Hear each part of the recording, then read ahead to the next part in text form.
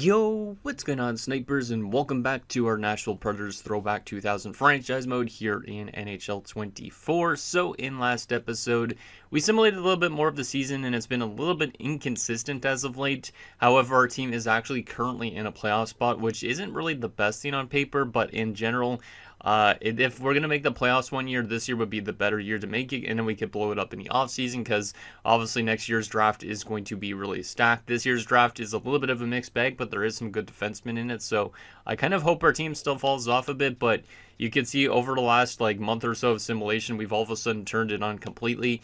As you can see, we didn't lose the game all the way up till this Calgary game here. Then we had one tie with Chicago, and then we had a loss here against Arizona, so it was over a week between losses. And then afterwards, we lost 2 straight games to end the month. So we have been losing a couple games, but we've also won a lot more games than we were originally anticipating. Main reason why our offense and team is just doing good in general is because of the fact that we're getting offense from a lot of those veteran type of guys that like Scott Walker, Greg Johnson, Andreas Johansson. These type of guys, I was thinking about moving some of them guys at some point.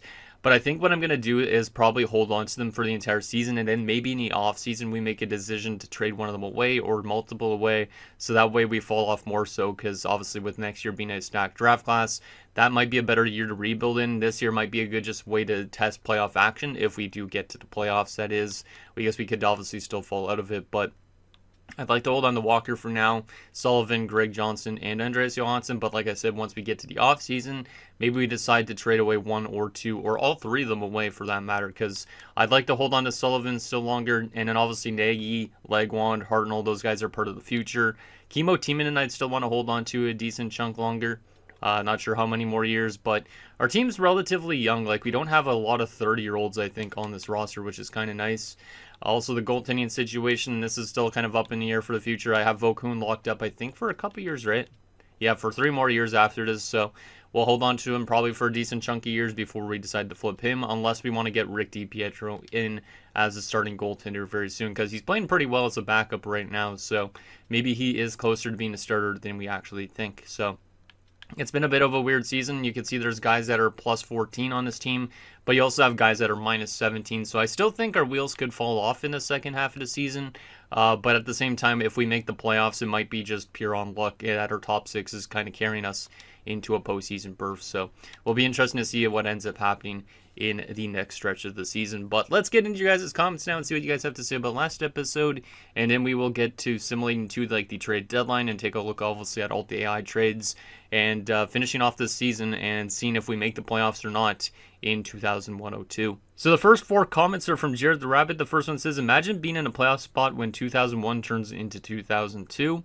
He also says, in our universe, Nashville's first playoff year was 03-04. This universe, however, might see it be 2001-02 instead. So it might be a couple years early, because their first year that they made the playoffs was in 2004. He also says, also with Torts gone, 2004 might have a different cup winner, which is true because Tampa Bay fired their head coach, which would have been John Tortorella at this point in time. So 2004, maybe we'll have a different cup winner. I think it probably will, because the Lightning are still not doing very well here in 01-02. Honestly, they could make a lot of good offseason additions, and maybe they have a better looking team next season. But obviously, it seems like they're trying to tear down a little bit more. So it might take Tampa Bay a little bit while longer than in real life to win a Stanley Cup. And finally, Jared says maybe those unsigned veterans are actually playing in Europe, but it actually shows unsigned UFAs because Europe is only used for prospects. And that's true. I didn't think of it like that. Like all these guys that are in free agency still and the game's not signing, we could say all these guys are actually overseas playing in Europe. Like, who knows, maybe Bob Probert's playing over in Germany or something like that at this point in time. Maybe Kai Nurmanen's back in Finland. You might have somebody like, I don't know, Jamie Allison playing in, I don't know, Switzerland, that type of thing. So, kind of interesting. So, a lot of these guys don't get signed, but we could definitely say that they're actually playing, but overseas. I kind of wish it would show them as like an overseas player during the offseason. That'd be kind of interesting. Like if you looked at Chris Marine and be like, oh, he plays over in the SHL right now, and he's putting up this amount of numbers in the SHL. And then he could come back to the NHL at some point. That would be a very neat thing if franchise mode had an option like that. And the last and final comment is from Sound Otaku. Says, if you're going to over-simulate, this is the year to do so and then blow it up next season so you could try for a lottery pick in a much deeper draft. And yeah, that's totally my thoughts as well. Because this year's draft is good, but it's not insane. There is some pretty good players in it, but it definitely drops off in quality afterwards because obviously it would be very nice for our team to have somebody like Rick Nash. However, we do have a lot of good left wingers already. So Duncan Keith would have been really nice. This Kearns guy who's generated probably would have been nice. Jay Bowmeister would have been a nice defender. Like, there's some good defensemen, Trevor Daley. But unfortunately, I feel like at this point, if we make the playoffs, obviously we won't get one of them. But if we do miss the playoffs, maybe we will get ourselves a good defensive prospect in for the team, which is definitely something we're lacking quite a bit of. Like, there's also like Wisniewski, Whitney, Weidman. There's a good chunk of D-men that we can draft this year. Keith Ballard, Paul Ranger.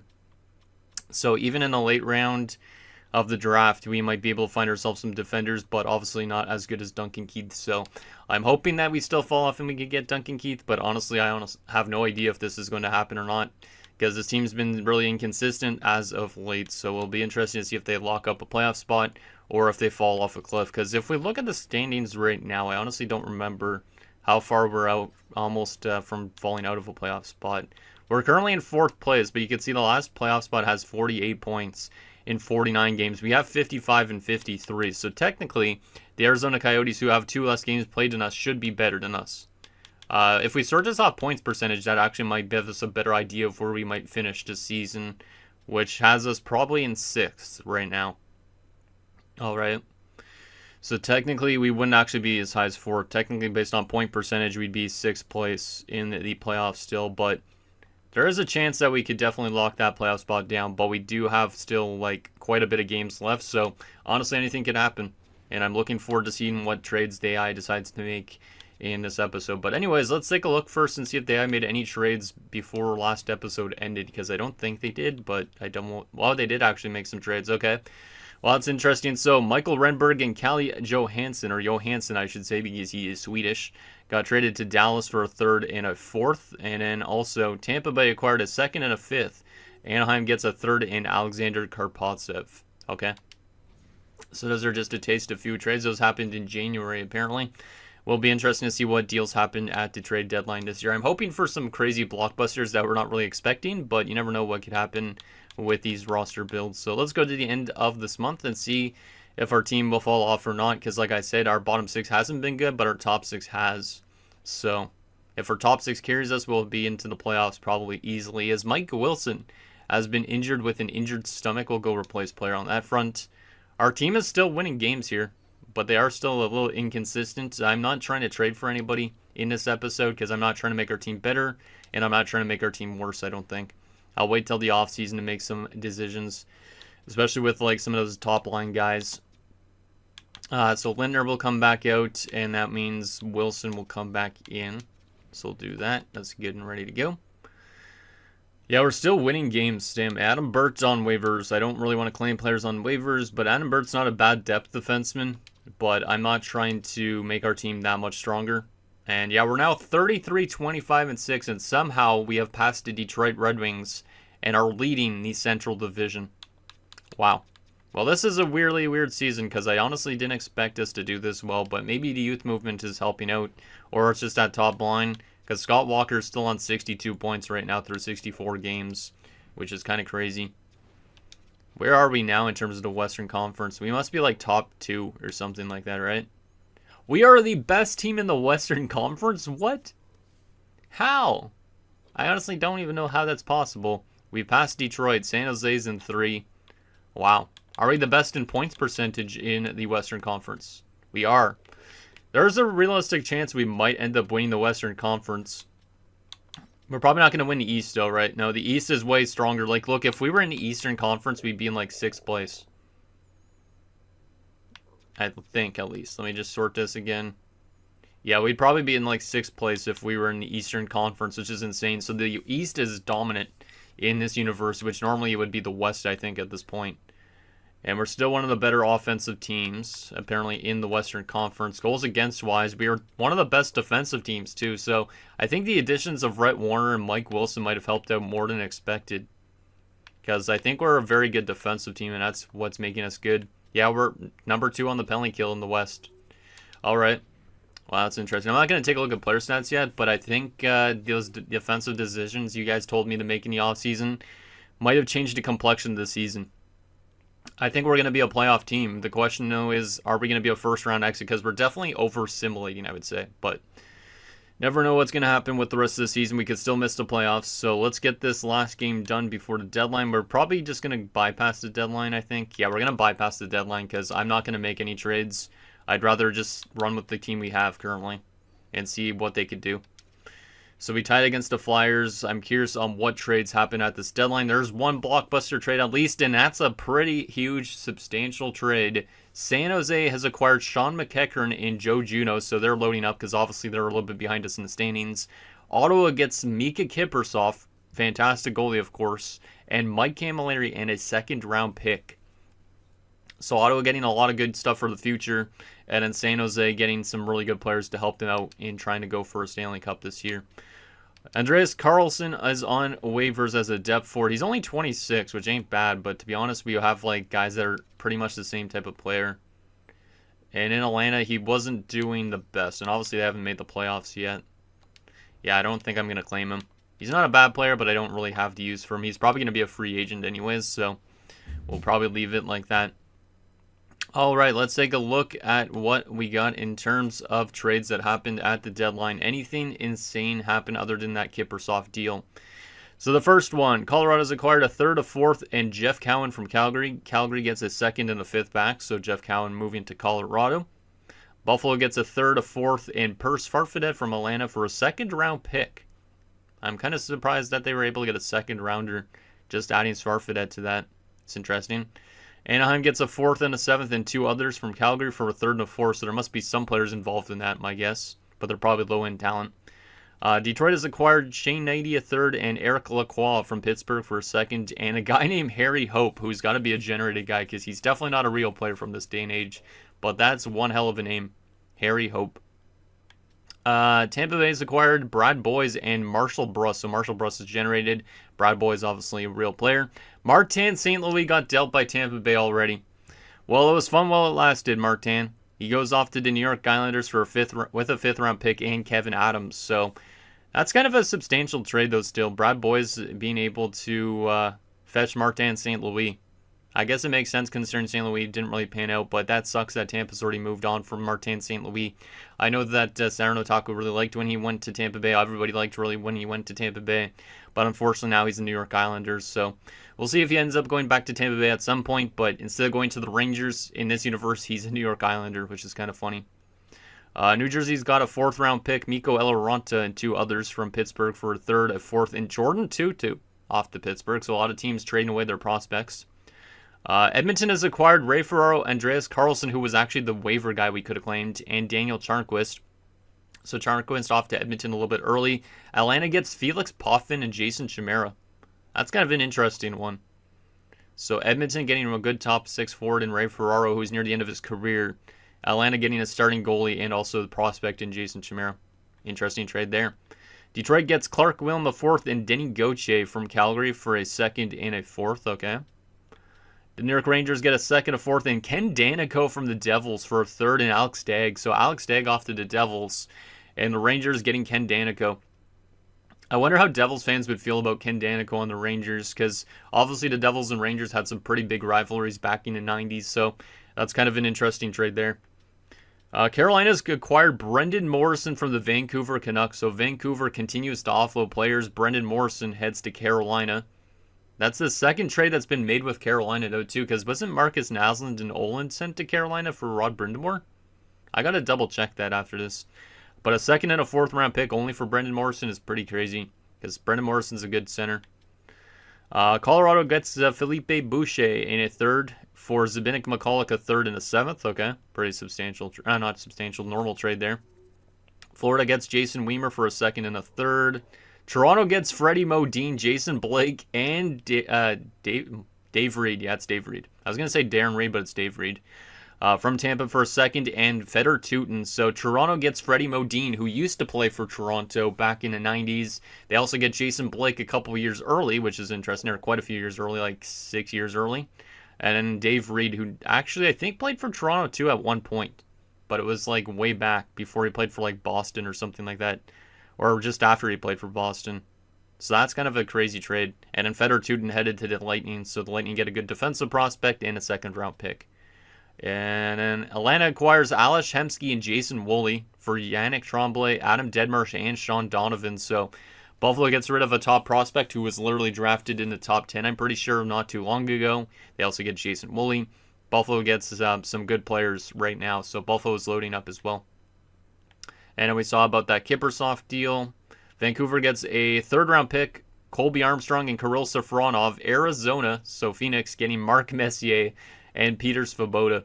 What's kind of funny to think about is if Phoenix acquired Mark Messier, I'm pretty sure Wayne Gretzky was a partial owner of the Coyotes, and then he also became their head coach in, wasn't it 05, 06, or 03, 04, somewhere around there?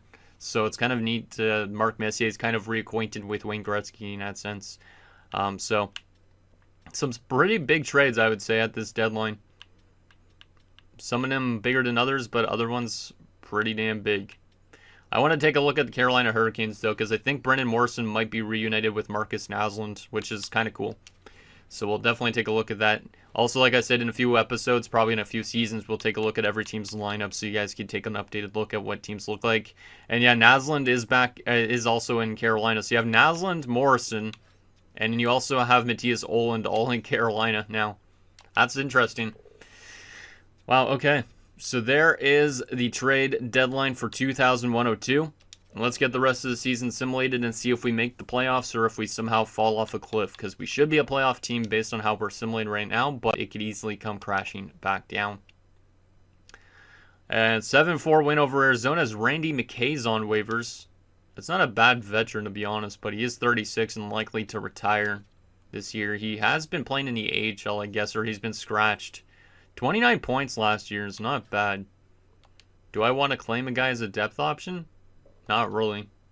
I would claim players, but I'm honestly not sure if I really want to claim players right now. So let's keep with our normal team. And as Mikko Eloranta is also on waivers, who was recently acquired by the Devils. 29 years old.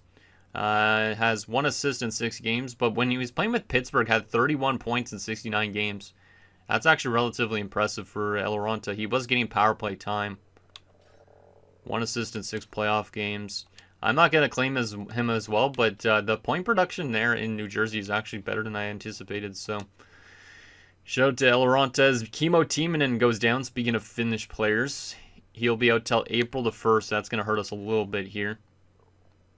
But at least our team is still doing really good at this point in time. Kimmo is back, which is great. Because we want to be healthy for the playoffs. Will be interesting to see what this team could do in the playoffs. Like, if we win a Stanley Cup already, I will be very confused. But I kind of just want to get our feet wet in the playoffs.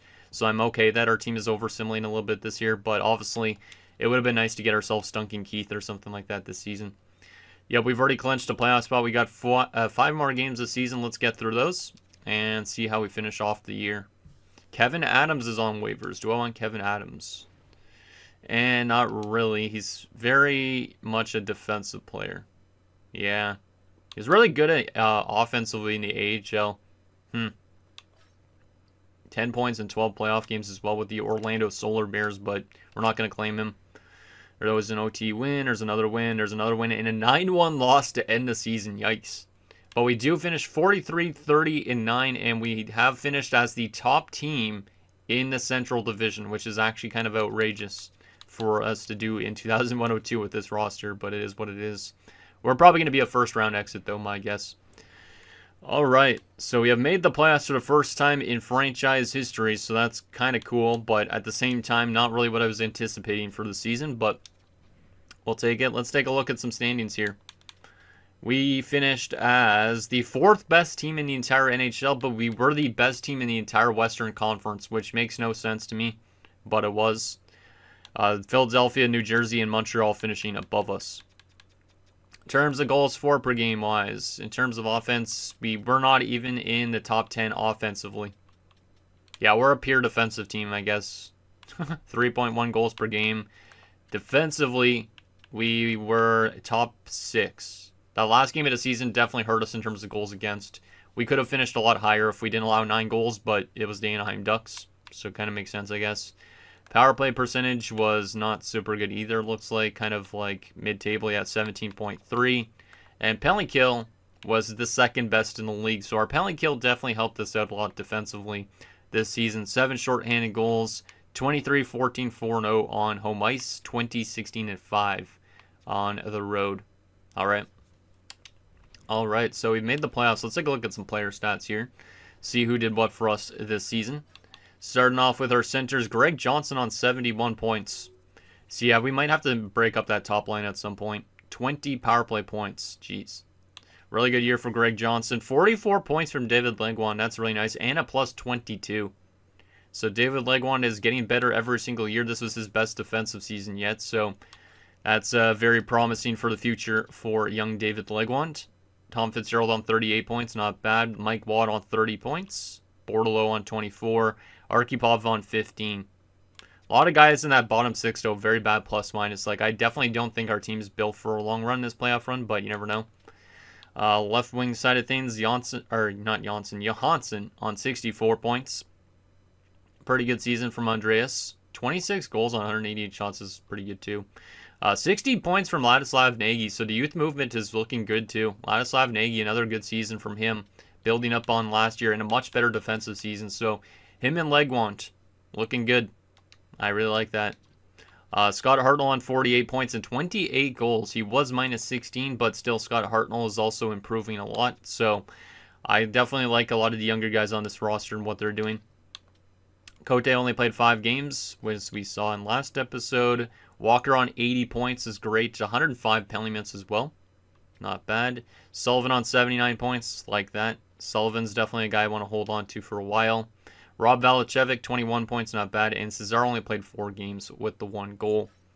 Defensively, Kimmo Timonen hit 38 points this year despite only playing 74 games. He was also plus 11, so not too bad. He is a pending free agent, but likely I'll sign him for maybe a 3 to 4 year deal before we decide to maybe trade him to like the Flyers or something like that. Hal Gill, 22 points, minus 18. It's kind of crazy that he had a minus 18 compared to every other defender, but it is what it is. Rhett Warner, 19 points is good. Tomater, 18 points. Raston, 17. Wilson, 15. And Lintner, 4 points in 12 games. Yeah, the plus-minus on a lot of our defenders are pretty good, except for Hal Gill and Mike Wilson. From a goaltending perspective, what do we got? Vokun on a 30-23-0 record, 3 shutouts, 906 save percentage, and a 2.98. He was pretty solid. But Rick DiPietro might be why we also made the playoffs.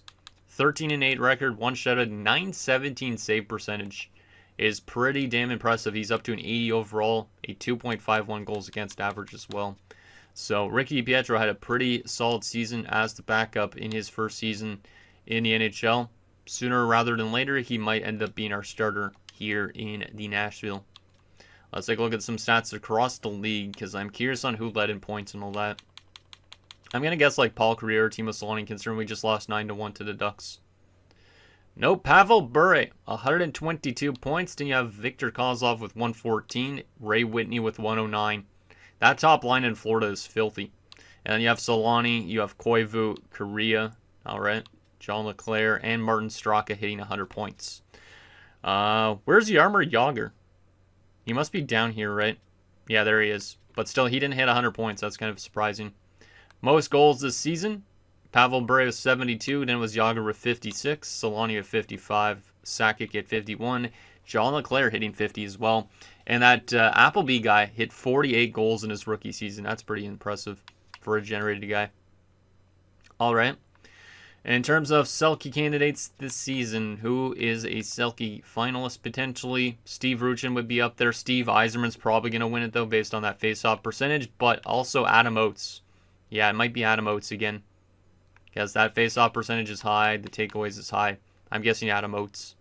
Most fights for fun is Darcy Hordichuk, who got apparently injured. 21 fights. Him and Andrei Nazarov both had 21 fights. Ian LePerrier up there as well. I'm surprised Darcy Hordichuk's already playing. But he is up to a 76 overall, but he's already in the NHL. Alright. In terms of defensemen, the best defenseman this season in terms of points was Rob Blake with 68. Ray Bourque right behind with 67, who's likely going to win the Norris based on the plus-minus department. Yanni Nienema up there. Okay. Sergei Zubov in Pittsburgh. Oleg Tverdovsky. All right. Nick Lidstrom's not simulating the best, which is kind of weird, but is what it is. He is one of the best defenders out there still. In terms of goaltenders, the most wins, Martin Brodeur, not a surprise. Most shutouts, Jocelyn Thibault, Patrick Leem, Artur Zerbe, Nikolai Hebby-Bulin, Martin Brodeur, Patrick Waugh, all tied with 5. Best save percentage by a starter is going to be Curtis Joseph with a 919. Okay. And best goals against average by a starter is Patrick Waugh with a 2.63. So I would say probably Joseph or Waugh would win the Vezina this season, maybe. But who knows? Any goalie goals? Yes, Evgeny Nabokov scored a goal. Let's go. That's actually impressive because I'm pretty sure he actually did score a goal, right? You guys probably already know off the top of your head, like probably Jared's already typing. He's like, yeah, he did score a goal back in this day and age, but I don't remember when he scored a goal because I'm pretty sure he did score. Yep, Evgeny Nabokov did score a goal back in 2001-02 as well. Well, my roster build is officially the best throwback roster that's ever been created. No offense to any of you guys, but damn, man, that's pretty cool. Because Nabokov, this exact season, had a goal and 3 assists. And in my simulation, he had a goal and an assist. So, shout out to that. That's pretty damn sick. And most assists by a goalie was Guy Hebert, Ron Tugnut, and Byron Defoe with 4. But shout out to Evgeny Nabokov for scoring a goal in the actual season he scored in. I wish I would have been able to see that. Best rookie of the season, of course, was Appleby, but the next closest in terms of actual players I made was Pavel Datsyuk with 34 points. All right, Kovalchuk only had 28 points this year, but 21 of them were goals. That's hilarious. Kovalchuk's going to be insane at one point. He's going to hit 50 goal seasons for sure. All right, so there is all that. The question now is, who are we playing in our first ever playoff matchup in Nashville? And are we going to be able to get out of the first round? Because I feel like we're going to get cheesed pretty easily. It's going to be the Dallas Stars.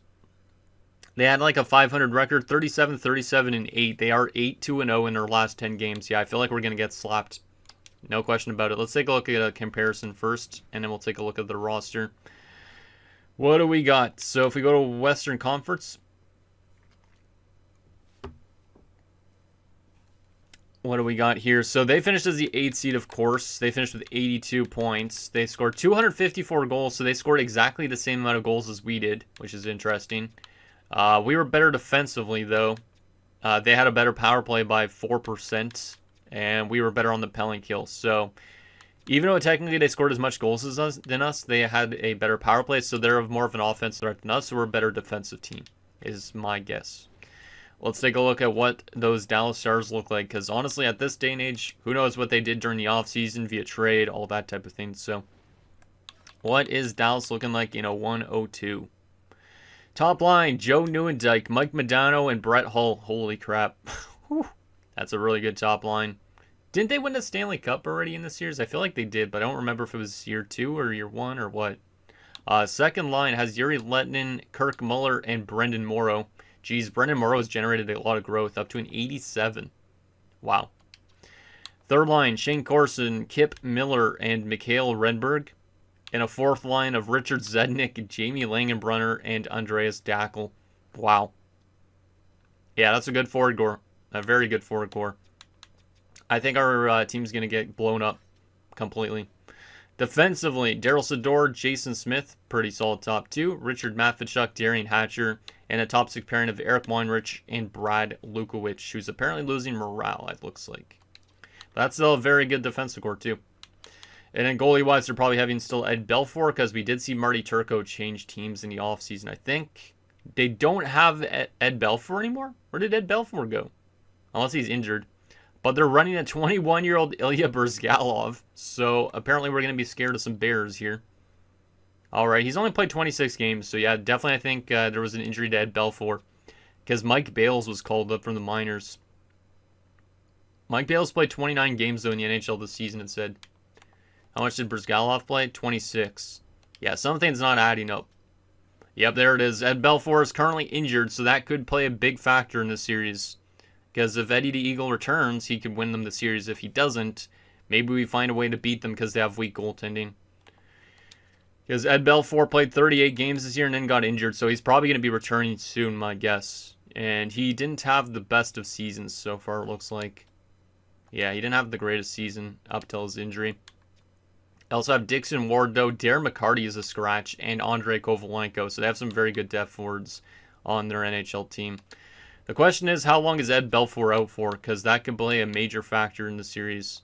I feel like he's definitely going to be returning soon, though. And then that's going to make a big difference.